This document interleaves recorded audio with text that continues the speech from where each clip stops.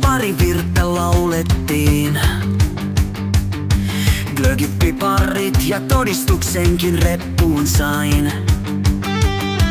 Kotimatka taittui lumipaakkuja potkien.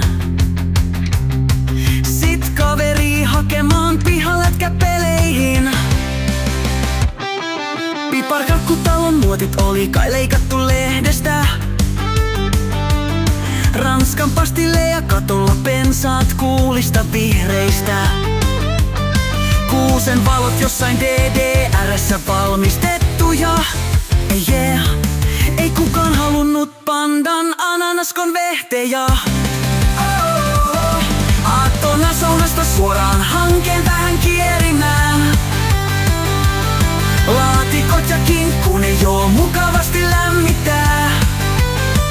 Ja aina kun veli lähti illalla kioskille, pukki tietysti juuri silloin tuli visitille. Ei oo kuulemma koskaan järkevää nostalgiaa.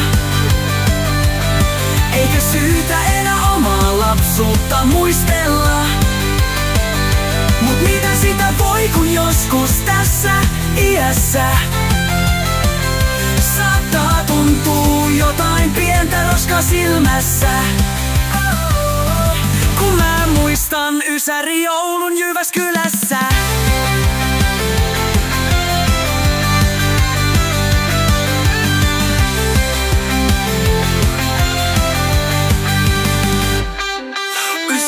Aamuna perhosia vatsassa.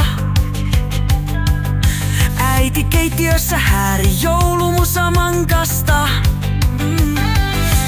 Ovelta huikkasin tästä kaupunkiin. Pihalla naapurinkin kaa hyvät julut vaihdettiin. Matka taittui pakkasessa apostolin kyydillä. Lahjat ostan aattona mä aina joulun mielellä. Harjunalla kaupunki joo ihanasti kimalsi. Ja tulilasiakin joku hangessa skrappasi. Kävelykadun kaupoissa silloin käydä tykkäsin. Airon musiikki ja lätkäkortit vielä tsekkasin. Antilan alakerrassa markka kakkospoperiin.